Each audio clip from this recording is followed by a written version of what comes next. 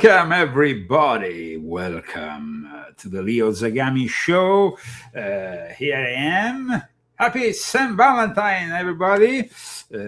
Of course, to my other half, Christy, who is always around us. Even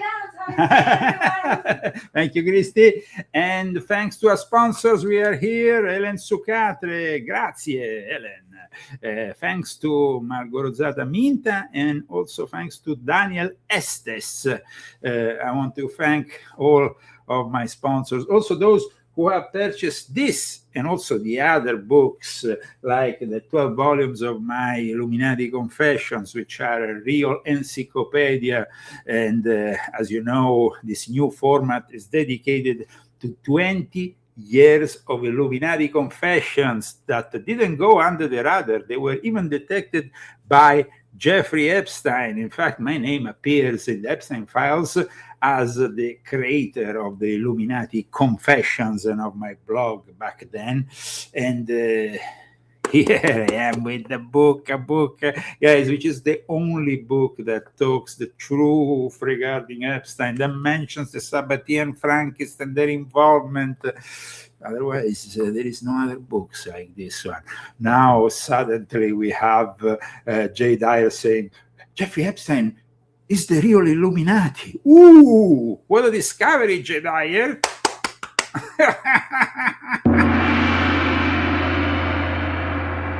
Well, we know, guys, that the Rio Zagami Show is always in front of everybody regarding certain topics. And today we are discussing B'nai Brit. Yeah, it's important, guys. It's a very important episode because I want to discuss the involvement, of course, of B'nai Brits, Roy Cohn, and Donald Trump in the rise of Epstein, but also of B'nai Brit in general, because it is a form of Jewish Freemasonry, which, like I explained in this book, was created by the Sabbatean Frankists, and it got to the point of creating also their own Illuminati in the early 90s with the mega group, which was headed by Les Wexner. But today we're going to go dig deep into the history of the whole thing. But first of all, an applause, Zagami style, to our sponsors and to all the people who are supporting us. Thank you.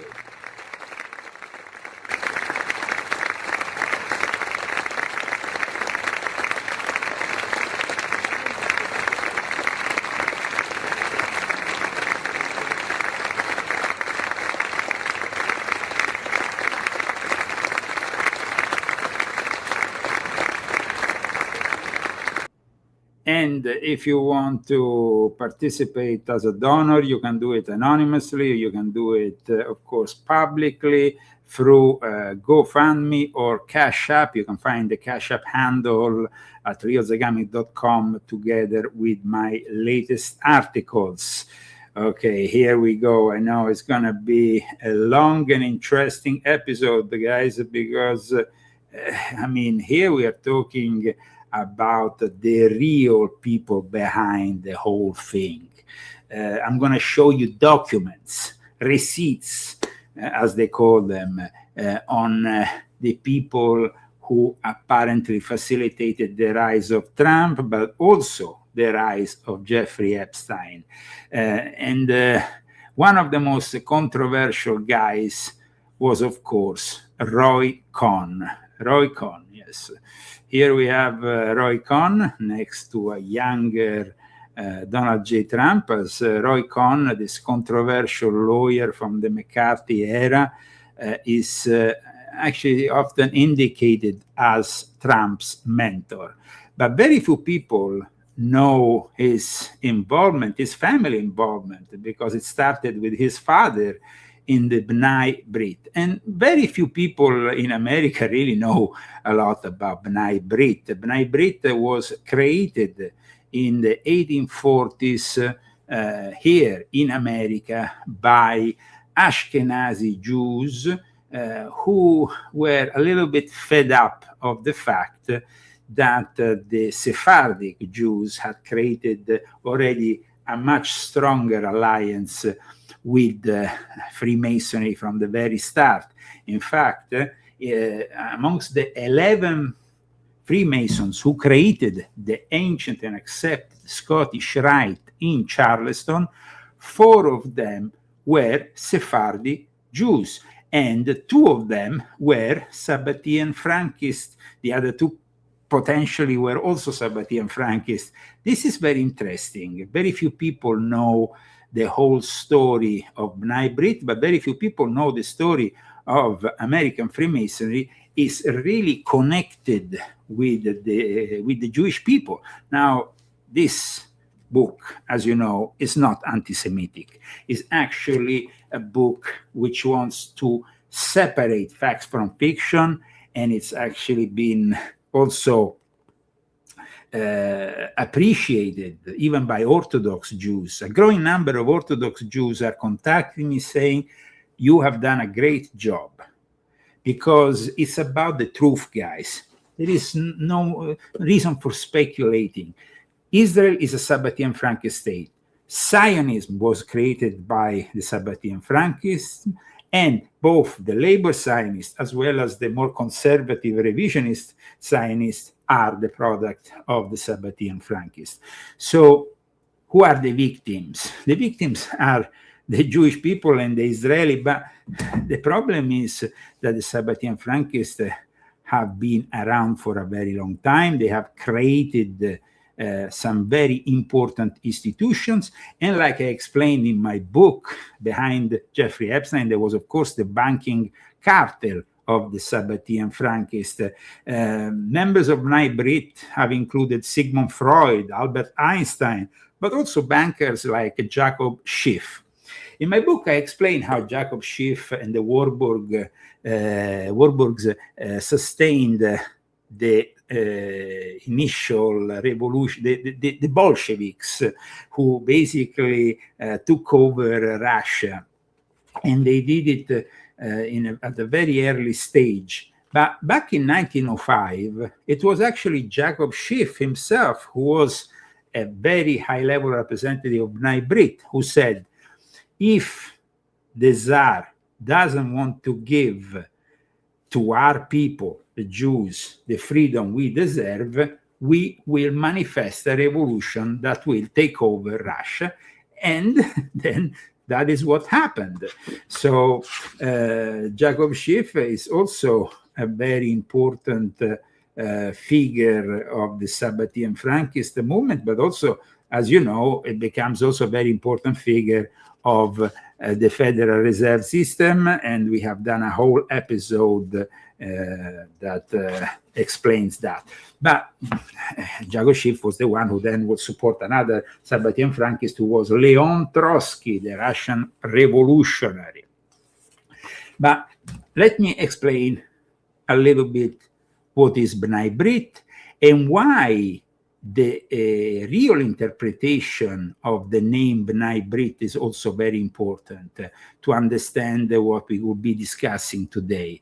Because today, guys, I will be showing you documents that prove that Donald J. Trump has been involved in all this from the very start. Here in these documents that I have retrieved from the Ronald Reagan Library, we have some very interesting things. Okay, Ronald Reagan Presidential Library, Digital Library Collections. Let's go into this digital library. And here we have immediately a letter from April 29, 1983, from Ronald Reagan to Roy Cohn. Roy Cohn has always been a very controversial figure. We will be discussing him very much today. And is often, like we said, described as being the mentor of Donald J. Trump. In this letter, it says, "Dear Roy, I am delighted to send my greetings and congratulations as you are honored because, as I explained in my book, he was a member of a very important lodge of the B'nai Brit, not any kind of lodge, but a lodge with a great influence, a lodge known as B'nai Brit's Banking and Finance Lodge, which still exists. And there was this event called, you see, B'nai Brit, Banking and Finance Lodge, and the Banking and Finance Division of State of Israel Bonds request the pleasure of your company at the testimonial dinner in honor of Roy Cohn. Guest speaker, also this guy is important, remember him, Alphonse M. D'Amato. But when we go here into the tribute to Roy Cohn, before going into the tribute to Roy Cohn and explaining who Roy Cohn really was, Children of the Covenant is their official name. But in reality, the real name, interpreted in the correct way, was for Rabbi Antelman, Sabbatai is my illumination. And I will explain to you how that needs to be interpreted the correct way. First of all, there was a number of people that arrived from Europe. They were, most of them Sabbatian Frankist, most of them Ashkenazi. They arrived here in America, and there was a massive immigration in the 19th century from Center and Northern Europe, Eastern Europe, of Jews of Ashkenazi descent. The Sephardic Jews had been already here for quite a while.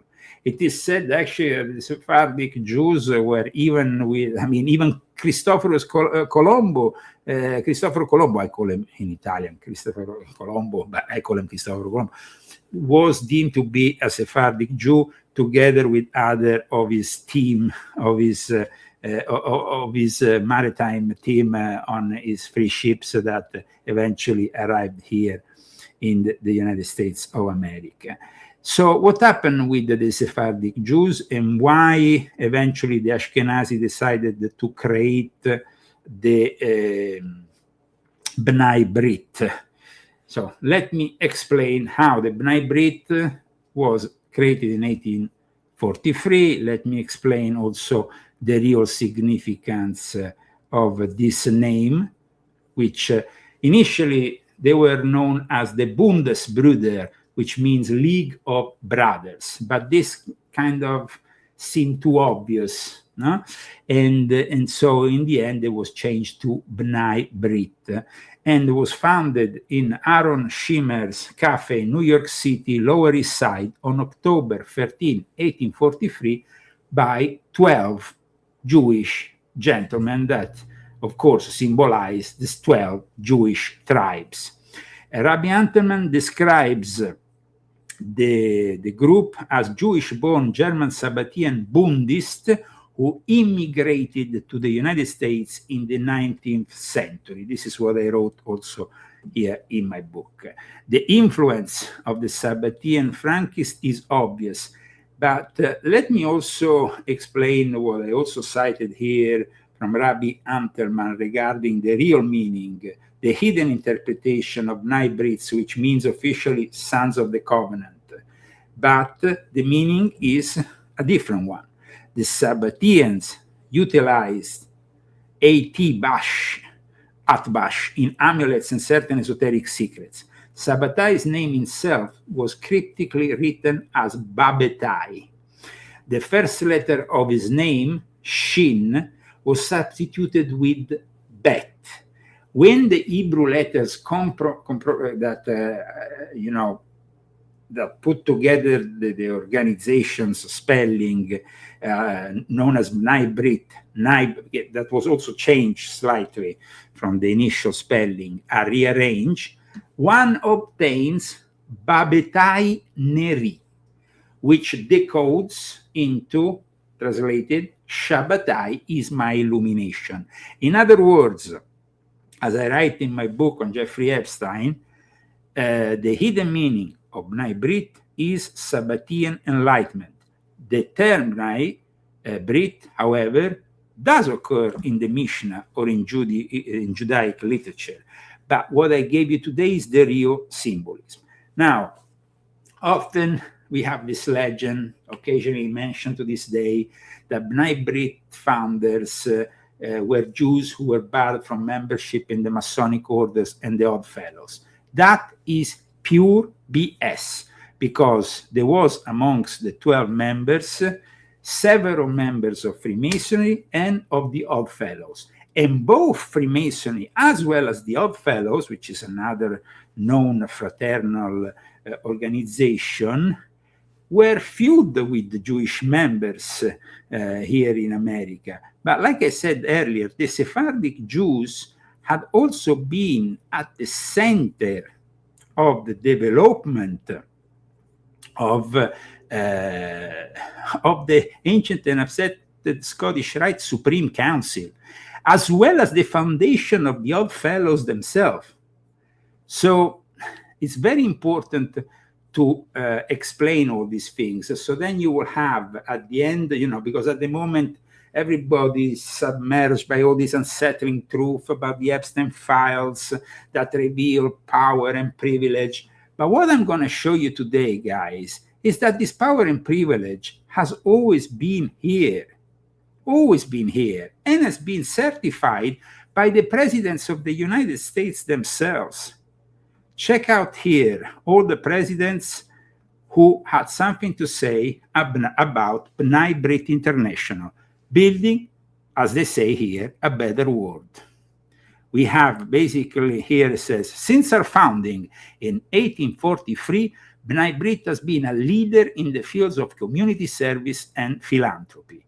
And one would say that's okay. Our vital work around the globe, spanning 3 centuries, has been recognized by US presidents and other leaders, from Grover Cleveland to Donald Trump. I think you spell it Grover, yeah. American presidents have acknowledged that Bnai Brit's commitment to prompting programs of tolerance and all this. After I will explain you why Bnai Brit in reality has been built to transform Judaism in Reform Judaism and what is today, and basically fighting Mosaic laws one by one, eliminating them and substituting them with a new form of Judaism, which is in itself completely satanic. Here you have Grover Cleveland, president, who says, a society formed for the furtherance of such noble purposes as that of Bnai Brit should not only excite enthusiasm of its members, but should also inspire the good wishes of all who desire to see humanity better and the higher instincts of our nature cultivated. But, of course, here we have Theodore Roosevelt, who says, hearty good wishes to Bnai Brit, all success. So here we have all the presidents of the United States, William Howard Taft, who also says, I have great respect for Bnai Brit because of the good of which it has done. Yes, sure. But why didn't they help then the Jews when they really needed at the time of the biggest need after the election of Adolf Hitler? They could have really done something there. They did nothing. Here we have Woodrow Wilson, who says, the fine work of B'nai B'rith undoubtedly contributes to the uplift and betterment of the nation. I have been particularly interested in the work of education and philanthropy. Because philanthropy, even Jeffrey Epstein called himself a philanthropist. Remember, guys. Here we have Warren Harding. Then we have Calvin Coolidge. We have Herbert C. Hoover. We have Franklin Delano Roosevelt, who says, B'nai B'rith, and I'm quoting Franklin Delano Roosevelt, has effectively served the well-being of American Jewry and the nation. Ooh, wow. And then we have, of course, Harry Truman, who says, B'nai B'rith service during peace, as we counted upon it with such good results during war. The fine patriotic service of B'nai B'rith during the war years has earned a nation's gratitude. Okay. So here, guys, and then you have Dwight Eisenhower, you have John F. Kennedy, who says voluntary organizations such as B'nai B'rith are an essential part of a free society. This was the guy who criticized secret societies, but maybe not societies with secrets, because everybody knows B'nai B'rith, but in reality, nobody knows the secrets of B'nai B'rith. Then you have Lyndon Johnson. Then you have another guy who had some problems, yes. He got kicked out with Watergate. Richard Nixon. The highest standards of B'nai B'rith and of the United States and of humanity are all one and the same today. Blah, blah, blah. Okay. We have Gerald Ford on B'nai B'rith. We have Jimmy Carter on B'nai B'rith. We have Ronald Reagan. B'nai B'rith has sponsored religious, cultural, and civil program. I mean, every single president in the United States, George H.W. Bush, Bill Clinton, George W. Bush, Barack Obama.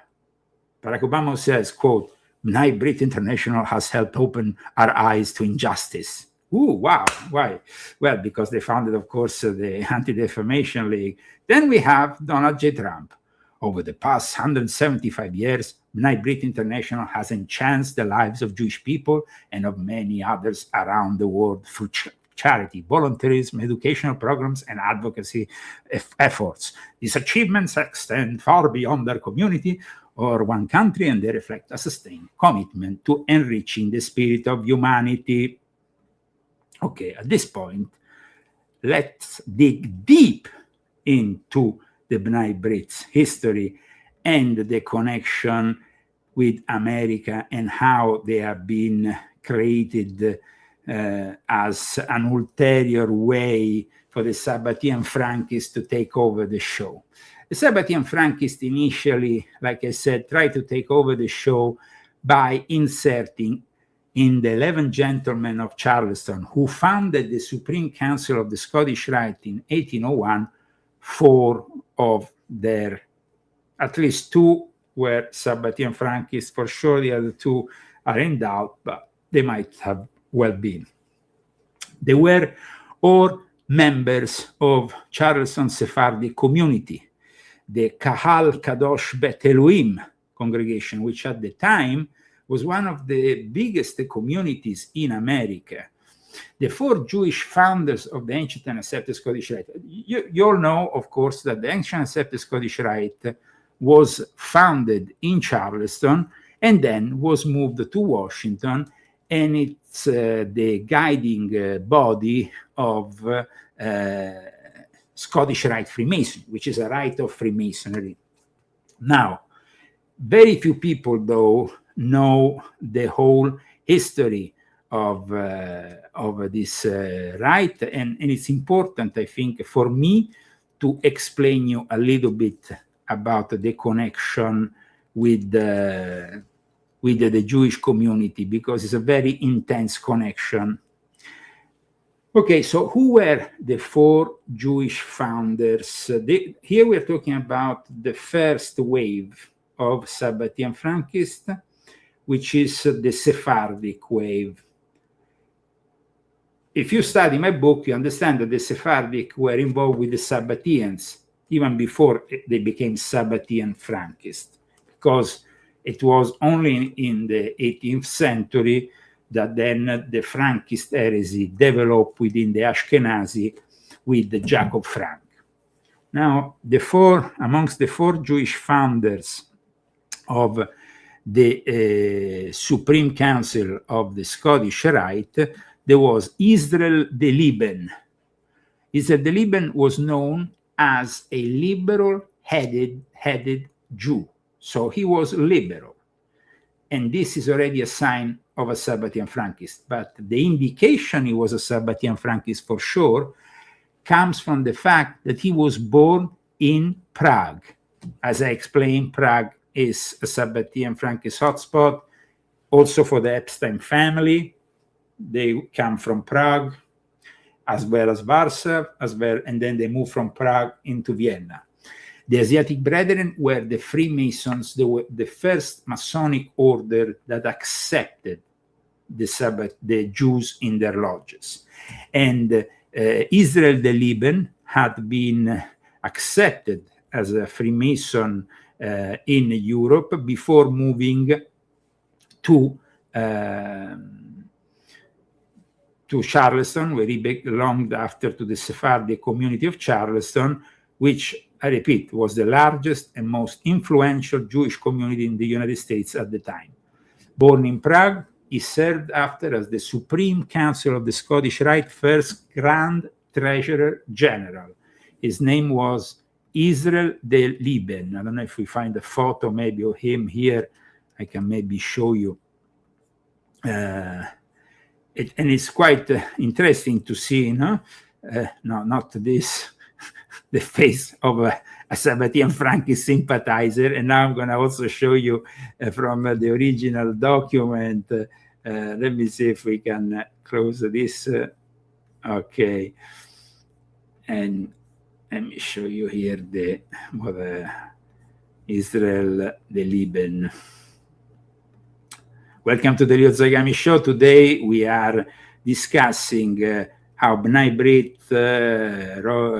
Brit helped, of course, Donald Trump and Epstein, and what is B'nai Brit? Israel de Liben was born in Prague, Bohemia. He became a Mason during a stay in Dublin, Ireland, and later emigrated to Pennsylvania, to Philadelphia, Savannah, and ultimately Charleston. He was well active in the Beth Elohim congregation. Some people say that he only became a Freemason when he went to Ireland, others that he was already a Freemason when he got to Ireland. That, of course, is a matter of... But Israel de Liben was one of the founders of the Supreme Council of the Scottish Rite. The other Jewish founder was Abraham Alexander. Abraham Alexander, born in 1743 and died in 1816, was born in London. He was a volunteer, known in Jewish as Azan, lay minister for the Beth Elohim congregation for 2 decades, and served as the Supreme Council Grand Secretary General. It's a very important congregation, the one he was a part of still to this day. Let me show you. Of course, now it reflects those typical progressive values, because a lot of what the B'nai Brit did was to actually transform Judaism from within. The other important member was Emmanuel de la Motta, a merchant and auctioneer born in Danish West Indies. He was a sovereign Grand Inspector General and later the first Grand Treasurer General of the Supreme Council of the Scottish Rite. He's also credited, though, with establishing later on in August of 1813 the Northern Jurisdiction. So the Northern Jurisdiction was established by but here we are talking first of all of the Scottish Rite before arriving to B'nai Brit, because the Scottish Rite and the Supreme Council that moved after from Charleston to Washington is the trade union that B'nai Brit uses to connect with Freemasonry. So here you have a full picture. First of the Supreme Council of the Scottish Rite, which was founded in 1801, and then, of course, and here you can You can see yourself, if you want, Emmanuel Motta. It says here his family is said to have fled to the New World to escape Spanish persecution. This is what happened. Often we said that was one of the things that pushed a lot of Jews to, of course, leave Spain. His name is prominently connected with Freemasonry, and in reality is connected to the establishment of the first Supreme Council, but also with the northern, the jurisdiction of, so both with the southern jurisdiction as one of the founding members, as well as the northern jurisdiction. Then we have another guy called Moses Clava Levi. Moses Clava Levi, another member, founding member of the ancient and accepted Scottish Rite Supreme Council of Charleston, was added to the Supreme Council after the foundation in May 1801, in May 1802, so a year later. And Levi was, he served alongside, of course, the influential figures like Israel the Lieben and Isaac Old. Not all of them were Jewish. We said of the 11 members of the Supreme Council, of the first Supreme Council of the Scottish Rite, the famous southern jurisdiction, which also calls itself the Mother Council of the World, 4 were Jewish and also connected to the Sabbatean Frankists. And Moses Clava Levi is rather known because he apparently is celebrated for his bravery during the Great Fires in Charleston in 1838. Instead of saving his own home, he went and prioritized saving the sacred Torah scrolls from the Kahal Kadosh Bet Elohim synagogue, which he was part of. Then, on top of the 4, we said that these were the 4 members, Israel de Lieben, Abraham Alexander, Emmanuel de la Motta, and Moses Clava Levi. On top of that, the Moses Michael Hayes is another very important figure. I'm going to show you this gentleman because this guy is another very influential American Freemason and Jew. He didn't become, because he actually, Moses Michael Hayes, died in 1805, and so he died before they, he died while they were still doing it. He was not, he helped establish, though, as you can see here, the early Masonic movement in New England, and he was elected Grand Master in 1792 with Paul Revere as his deputy. Paul Revere as his deputy, guys. And, of course, he was Sephardic. So this was to just simply explain to you why the Sephardic Jews had taken over. Then there was also the war there was a war between competing jurisdictions. Moses Michael Hayes was considered the foundational figure of the Scottish Rite, though he was not one of the 11 gentlemen of Charleston who formally established the first council in 1801. But he was considered like, a foundational figure. So Moses Michael Hayes was profoundly connected with the establishment and the foundation of the Scottish Rite in North America, because in 1768 he was appointed by the general for the Rite for the West Indies, the famous Henry Andrew Franken, a deputy of Stephen Morin, now enabling him to spread the order of the royal secret. I'm going to show you a second here this document. First of all, it's important also the name. Henry Andrew Franken. That Franken is, of course, a name of Ashkenazi Jewish origin. And he was actually involved with the creation of these degrees that after became the 33 degrees of the Scottish Rite.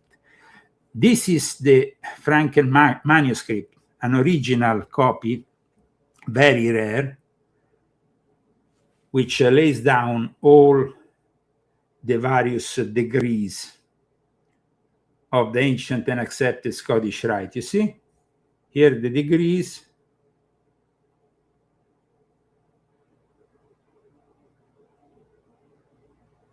Now, there was a problem, a conflict that also explains the power that the Sabbatean Frankists have over the Rite from the very beginning, because there was a guy who became, by the way, the founder of the Grand Lodge of Cuba, but then later on gave birth to the Chernahu Rite. Now, there was a conflict between Masonic jurisdictions. He had basically created a Supreme Council, which was regarded as spurious of the ancient and accepted Scottish Rite, and for that reason, he would be fought by Emmanuel de la Motta, this merchant, this founding member of the Scottish Rite in Charleston, and for that reason, after Emmanuel de la Motta, who waged war against this Chernahu, who was a Christian, who accused the Rite, created the Supreme Council, the original Supreme Council in Charleston, of having, in a way, let's say, created the Rite on premises that were somehow damaging Christians and favoring Jews. Now, the 11 founding members of the first ancient and accepted Scottish Rite Supreme Council, 5 were Protestant, 4 were Jews, including Emmanuel de la Motte, and 2 were Roman Catholics, and they were both Jesuit agents, Leconte Alexandre François Agustin de Grasse and his father-in-law, Jean-Baptiste Marie de la Hogue. Now, Jewish individuals were also involved with the foundation and expansion of the Independent Order of Odd Fellows, with the records indicating that some early members and leaders were present in specific regions in Canada, in Germany, and the organization that was founded by Thomas Wheatley in Baltimore in 1819 was known for being non-sectarian. So at one point, what happened was that apparently somebody had proposed to open a lodge, Odd Fellow Lodge, to the guy who would then end up founding the B'nai B'rith. They proposed to him, why don't we open an Odd Fellow Lodge only for Jews? And he said, no, I will instead do a completely new, create a completely new order. And that order, initially, at least until the 1920s, was clearly Masonic. I mean, like I explained also in my book on Jeffrey Epstein, until the 1920s, they had Masonic, similar to Masonic regalia. So you had the aprons, medal things, all in a Masonic style, let's say. Now, there's very few, books that talk about B'nai B'rith. The subject of B'nai B'rith has always been kept very secretive. But like I explained, it wasn't because, like, it's common knowledge that the Jews couldn't join Freemasonry.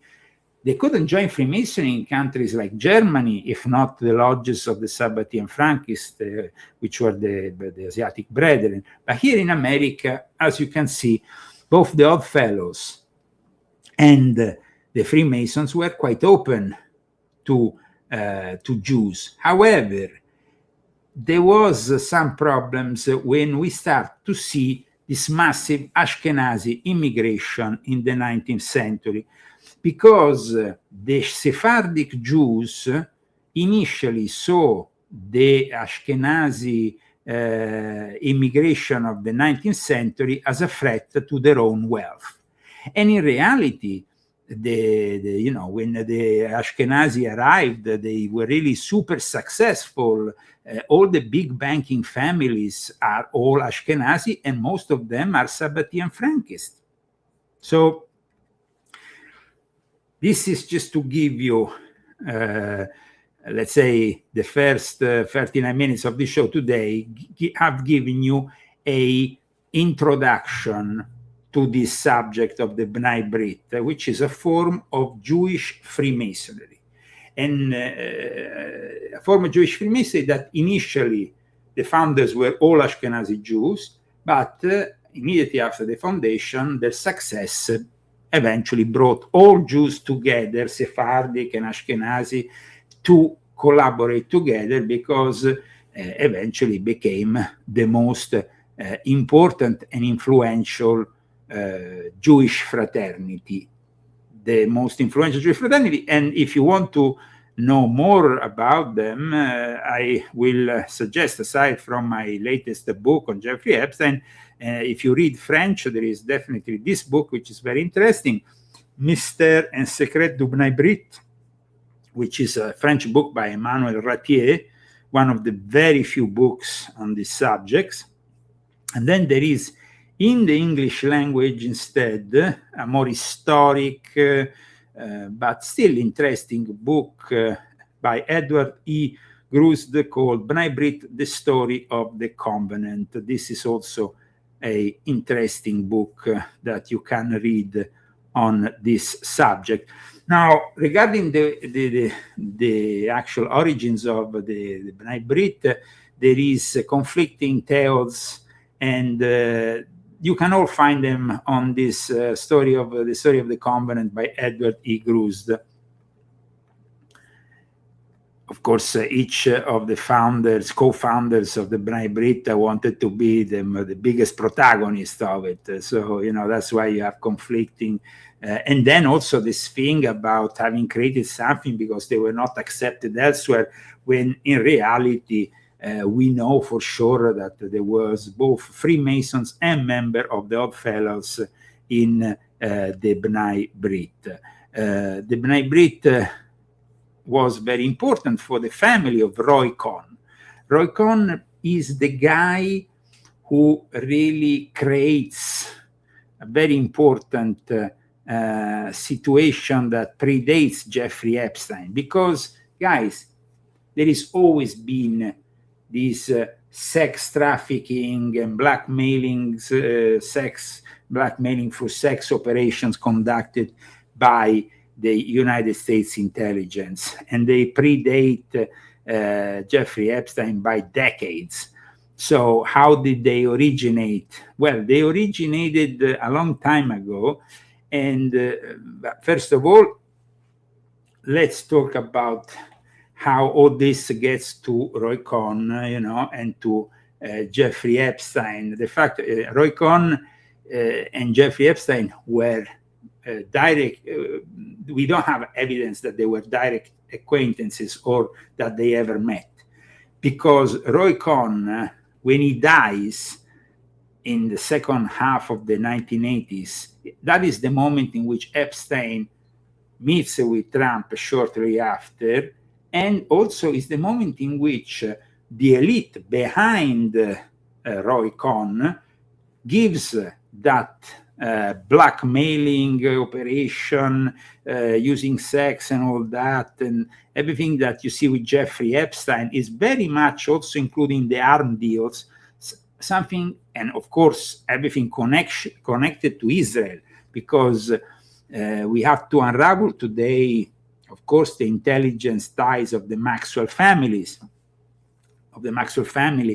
but at the same time the mega group, the Maxwells and the Mossad, the spy story, which is really at the heart of the Epstein scandal.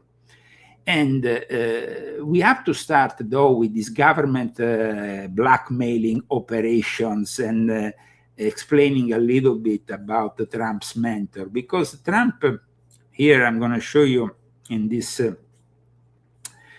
documents that I have here, you will see also the name of Trump in a very important dinner in honor of Roy Cohn for the B'nai Brit. Roy Cohn's father had been also a very important figure of the B'nai Brit, but he was a leader, like I explained in my book, of the Banking and Finance Lodge. And in 1983, in tribute to Roy Cohn, Roy M. Cohn, as it says here, B'nai Brit Banking and Finance Lodge takes special pride in according this well-deserved public tribute to Roy Cohn at its annual State of Israel Bond Dinner. In public life, he has been a tenacious champion of Israel's right to exist in peace and security and of American political. The guy was a crook, a big crook. But the appreciation, of course, Banking and Finance Lodge is pleased to take this occasion to grant special recognition to 11 previous guests of honor. Okay, let me show you here one name, which is a very important name. An honorary chairman can also not be Jewish. We have, of course, here Rupert Murdoch, who is Jewish, and we know who is Rupert Murdoch. But as you can see here, you have also Donald J. Trump. This is a very important dinner, because here in this dinner and in this event, we have some very important people that will be connected for many years ahead to Epstein, to Trump. Ronald Lauder. So this is all a lot of internal material that I've gathered to explain a little bit the situation today to those who don't know. So behind Les Wexner, behind Epstein's mysterious wealth, you have to go back to a guy called Samuel Bronfman, because these are the origins of these blackmailing operations, and it's very important to explain them. There's many questions today on Jeffrey Epstein, if he had worked for the intelligence and all that. But in reality, it was the intelligence, like I always said, that worked for the Sabbatean Frankist elite, for the B'nai Brit, that is Jewish Freemasonry. Epstein was running a blackmailing operation, of course, but he was working also for various intelligence agencies that were all connected and all operating under these love traps, no? How the Washington Post once nicknamed the CIA's love traps. These love traps were excogitated, but remember, it's not about a state here. It's about a sect, an all-powerful sect. Today, the B'nai Brit is a massive institution. It's a very influential institution. Samuel Bronfman, who was part of it, was involved in the Prohibition era. And he was involved, of course, as other Jews at the time, with the Italian mafia. So Samuel Bronfman was a prominent Canadian distiller who built a fortune by legally producing alcohol in Canada and smuggling it into the United States during the Prohibition between 1920 and 1933. So these kind of people, as you can imagine, they're not really nice people. They are crooks, the biggest crooks. And Samuel Bronfman, then, his two sons will end up in the elite of the B'nai Brit, in the mega group that was founded by Lex Wexner in 1991, which I talk about here with Steven Spielberg, with Lauder, and other elite members of the B'nai Brit.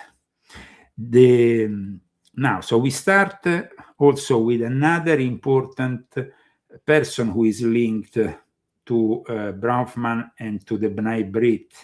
We're talking about Louis Rosenstiel. Now, this guy here is very important because he will be the mentor of Roy Cohn. So it's important to show you who this guy is and explain you who this guy is. I know it's a little bit complicated today. We have a bit, it's probably we should divide it in two parts of the show but this guy is another big crook. And of course, liquor distributor and philanthropist, fundraiser for Jewish causes. This guy is also one of the elite members of the B'nai Brit, but he was also behind operations similar to the ones we are seeing with, that are coming out with Jeffrey Epstein. Jeffrey Epstein is nothing new. He's the product of a system that predates him. And the Bronfman family, I repeat, now with the sons of Samuel Bronfman, Edgar and Charles, who were co-founders of the mega group, were also very important in all this situation. But it's very important to understand here that all these people have always gone untouched by the law. Even Roy Cohn, when he had his own scandals, got always untouched by the law. The guy was, so high up. I showed you a letter written by Ronald Reagan. This is a photo of him and Ronald Reagan at the White House. Here. See, Roy Cohn here, and of course, Ronald Reagan at the White House. Weapons dealing, pedophilia and other things arriving at the White House, guys, is no novelty. The Washington Times talks about it in an article in June 1989. Let me show you here. Watch this article. Homosexual prostitution inquiry ensnares VIPs with Reagan Bush. Call boys took midnight tour of White House. Now, this is also a product of what Roy Cohn was doing back in the days, but at this point he was already dead. So somebody else was continuing for him. Call boys took midnight tour of the White House. I mean, it's scandalous to say the least. A homosexual prostitution ring is under investigation by federal and district authorities and includes among its clients key officials of the Reagan and Bush administration, military officers, congressional aides, and U.S. and foreign businessmen with close ties to Washington political elite. Documents obtained by the Washington Times Review. Okay. So you see, nothing has really changed. There has always been a lot of corruption and in all this. And to tell you the truth, guys, people say, but the B'nai Brit, they are such good people. They did a lot for, for the poor here, or for this, for the Jewish community, for this and that. I'll show you something here. This is a diploma given to a guy called John Farset. Now, those who have read volume 1 of my Confessions have definitely, they know who I'm talking about, because this guy is considered one of the leaders of the Ordo Templi Orientis of Aleister Crowley in Norway. And he was awarded here a diploma, a recognition by the B'nai Brit, because John Farset goes around saying that he is debunking conspiracy theorists.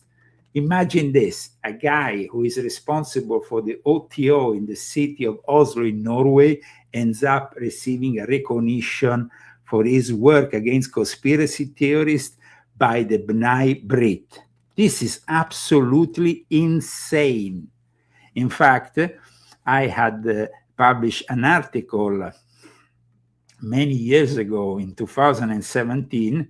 Check this article out.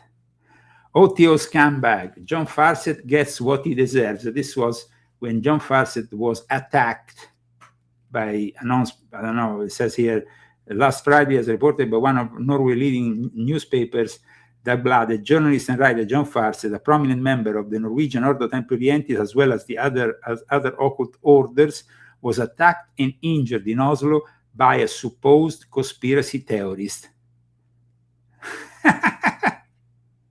And this guy, Farset, who threatened my life back in 2003, because he threatened my life, this scumbag. We're talking about Illuminati confession, 30 years of Illuminati confessions.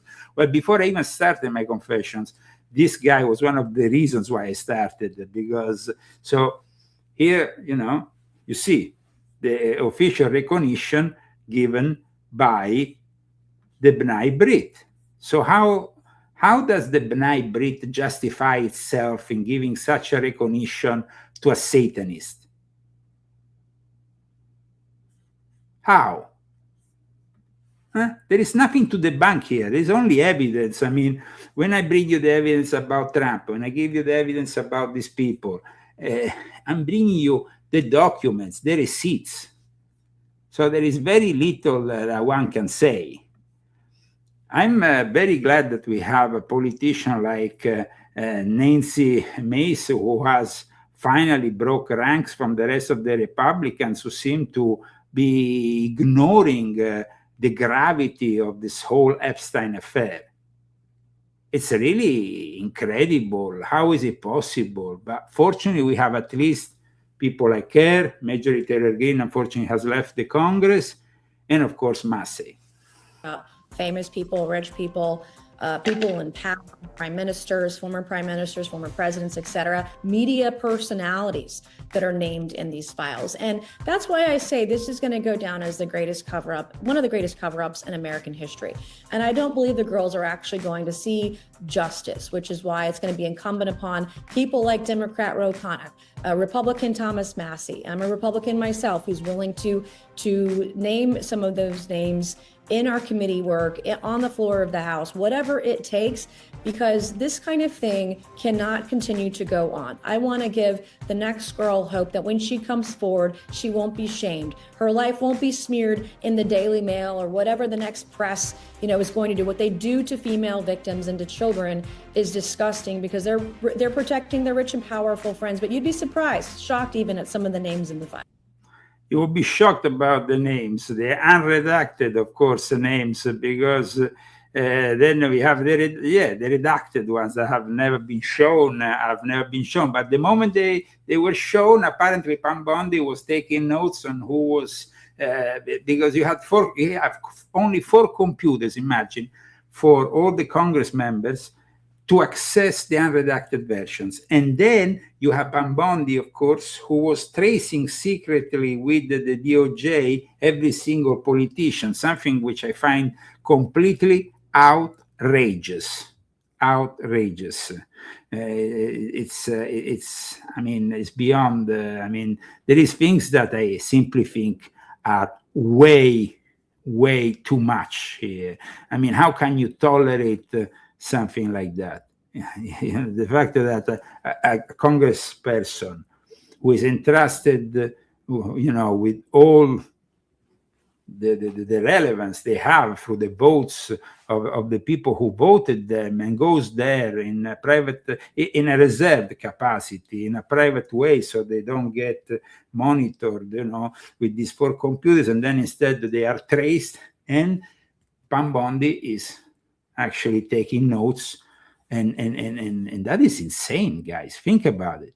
It's completely insane, the fact that they are tracing every single information, redacted information from the files. When I saw Pam Bondi being caught with their hands in the cookie jar, basically, I was like pretty shocked. I want to thank Helen Sucatre, Margot Rosada Minta, Daniel Estes, amongst the sponsors of today, the people who, of course, are encouraging me also by purchasing this great book, The Rise and Fall of a Frankist Monster, which is exposing Jeffrey Epstein and the most powerful Jewish sect in the world. The Republican Party will change, I'm sure, after the midterm elections. That's for sure. Another important information that came out in the last few days was the video of Epstein's butler, who was trying to sell the black book, which, by the way, I have used for a lot of the information on Jeffrey Epstein, because the black book, the unredacted version that was initially circulating, it's very important because the names on it can direct you in studying and then understanding all these people. We have also discussed today how the B'nai Brit came to become one of the most important, actually the most important Jewish fraternity in the world. They were founded here in America, but then of course they started to expand in Germany, in other places around the world, and nowadays they have thousands, even millions, I don't know. I mean, they have a bunch of members all over the place, and it's a very influential organization.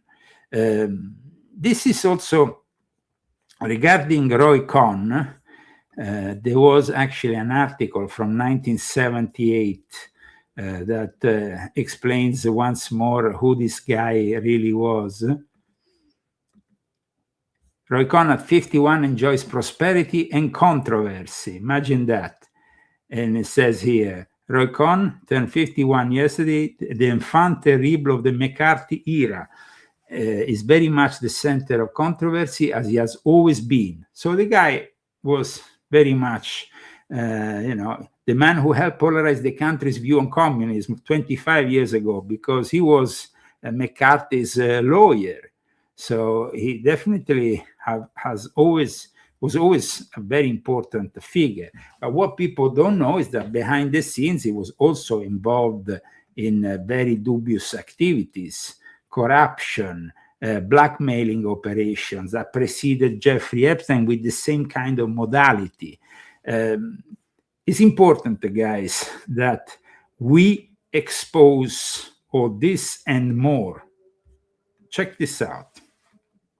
As the media and members of Congress were sifting through the latest Jeffrey Epstein files released by the Department of Justice, one topic continued to elude them, and that would be Epstein's by now well-established ties to Israeli and U.S. intelligence.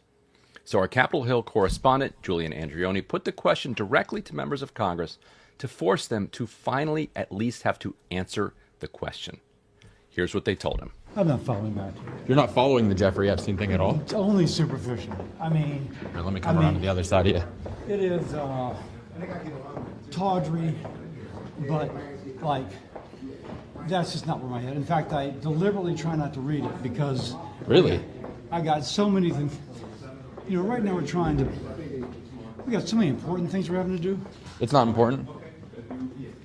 I mean, it could be a national security threat. It is but it's not important for these people because they're covering up. important, but it is nothing over which I have control. I really don't know what you're talking about. I don't know, but obviously this now circulation information that this is more tied to maybe international maligned interest is something we should figure out. I have any idea about that. We have some important. I think it's, and I haven't seen all the reporting, but I do think it is important that the documents released and giving the committees and others appropriate time to go through them to see what has happened, what's going on. Well, let's put it this way. Our investigation is continuing. We've got a lot to do. I think there are particularly Wall Street bank issues, where those banks just look the other way, constantly. And let's put it this way, we're not going to leave those issues off the table. I haven't read any of that stuff. I apologize. I'm too busy trying to figure out our issues right here. Okay. Ask another member on intelligence. There's a number of different reports here. There was an Israeli spy who stayed in his apartment in New York City for several weeks on end. I mean, this is somebody who has spent a bunch of time with the most powerful political and business. So you see here, they simply, there's nothing to see here. Let's move on. And most people are focused, of course, on the connections with the intelligence agencies, with Mossad. Now, how is it possible that when we talk about the CIA, you know very well that the CIA, the NSA, of other organizations are subject to the power of the Illuminati, and organizations like the B'nai B'rith are the Illuminati of the Jewish world, and they are the ones controlling the intelligence agencies, not the other way around. So groups like the Mega Group, for example, which was also like the inner circle of the B'nai B'rith, the finance, the lodge which Roy Cohn also was part of. These are, of course, the Illuminati, and Epstein was definitely somebody who represented the Sabbatean Frankist influence in the modern circles of finance, of power, of intelligence. So there is too much superficiality, let's say, and there is also too many of these politicians who simply don't want to answer the question. Beliefs in our country. Jeffrey Epstein, that is. I'm not debating that, but what I'm saying is that that's totally dependent on who was actually there when this alleged agent was there. Right. So if he was just staying there alone. If the agent was just there with Epstein, and Epstein doesn't have confidential / classified information, then what are we talking about? No, of course, that all should be looked into. But I just don't go off of, Reddit posts. I want to see actual evidence of it. Well, we've gone through the emails. I mean, I can send you a link to our reporting. This is not Reddit posts. No, I understand, but there's a lot of emails. They don't necessarily mean that it's fact, right? Right. So, but there's obviously... But if you have the former Prime Minister of Israel and then Jeffrey Epstein himself coordinating together to... Okay, so let's go back to that pivotal moment, that 1983 dinner specifically sought to honor Roy Cohn for his pro-Israel advocacy and his effort to fortify Israel's economy, because it was at that event that we find Rupert Murdoch, Donald Trump, and the head of Bear Stearns, Alan Greenberg, all of whom will be connected to Jeffrey Epstein. Remember, the moment in which Roy Cohn dies of AIDS, because he dies of AIDS, he was always at the Studio 54. He was an homosexual, but he was very promiscuous. He was always at the Studio 54, and he was always partying. And in 1986, like many people of that time, he ends up dying of AIDS. The system needs somebody like him, needs somebody who can be unscrupulous as him, somebody who can be just as deceptive and criminal as him. That's the moment in which Jeffrey Epstein gets recruited even further into the operation by Les Wexner, gets given a whole building in New York. That's the moment in which, of course, we see Jeffrey Epstein going to the next level. So I repeat, based on available information, there is no definitive public knowledge that Roy Cohn and Jeffrey Epstein ever met or were acquaintances. But remember that Roy Cohn was a close member to Donald Trump from the early 70s until Cohn's death, and Epstein immediately after becomes associated with Donald J. Trump. So we have here, of course, cases of corruption that involved Roy Cohn that still, till the day he died, was never touched by anything. He was going in and out of the White House, being a very influential figure. Roy Cohn was indicted yesterday on charges of bribery. This was back. Imagine this article is from 1969. Did something happen to him? No, absolutely nothing. He was always a very influential individual, and the same for Jeffrey Epstein. That's why the power in Washington, the swamp, is acting this way. One of his top aides and spies to stay in the apartment. That is more than a Reddit post, no? Oh, yeah, and that should be looked into. Okay. Just like Fair. all the Trump stuff is being looked into, just like the stuff with the royal family in England's being looked into, so like all of that should be looked into. Yeah, absolutely. Look, I don't know anything about that, so, the DOJ should just disclose all of the documents that they have as required by law. I wouldn't be surprised. You wouldn't be surprised. Why is that? Well, you got to ask yourself, how was he allowed to get away with what he was getting away with for so long? Using sexual exploitation like that is been a tactic used by many intelligence agencies. I mean, the more I learn about what's in these files, the more I learn about Epstein's ties. Nothing would surprise me. I don't know. You don't know? I don't know. I have no idea. Not something that I have any information about. Do you think, based on any of the public reporting, he had any ties to intelligence agencies? I have no idea. I have no idea. I'm still just a freshman up here, so I'm still trying to learn the ropes, but I have no idea what ties he had to anybody. Boy, I don't know the answer to that. But this is another reason why full transparency is absolutely necessary. We need to have a full release of these Epstein papers, of these files. Yeah, where there's a lot of smoke, there's fire. That's all I can say. Yeah. Okay. I read a lot of those emails. So. I mean, I'm concerned with the implications to so many people in power and people currently in this administration. Yeah. First I've heard about it. We're working appropriation bills today, and that's where my focus is today. I do not know the answer to that. I know there's a lot of speculation and a lot of reporting about it, but I've not been able to systematically study. Have you seen any of the reporting that's public or I've the seen the emails? reporting, yes. Do you think he had any ties to intelligence agencies? I have no idea. Yes, they have no idea. Because, of course, he had ties with intelligence agency. The whole thing was an operation run for the intelligence agencies, but also by the Sabbatean Frankists to control, still to this day, the intelligence agencies, just like the Jesuits do. If you want to know more about all these unsettling truths about Epstein and the New World Order, please check out leozagami.com, check out my books, the 12 volumes of my confessions. Today we have, of course, connected a few dots. Then the Nightbreed created lodges to control Hollywood. If you want to know more about Hollywood, you can go and check out volume 8 of my confessions. This whole system is simply hidden in plain sight. I mean, we have discussed today the shocking origins of all this.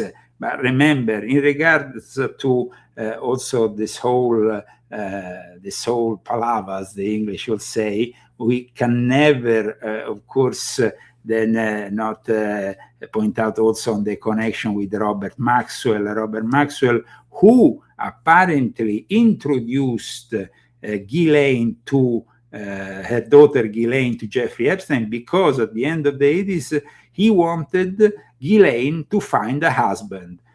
And of course, Donald J. Trump was always very close to Robert Maxwell, who also died in very mysterious circumstances. And by the way, like I explained in this book, Robert Maxwell claimed to be the reincarnation of Jacob Frank.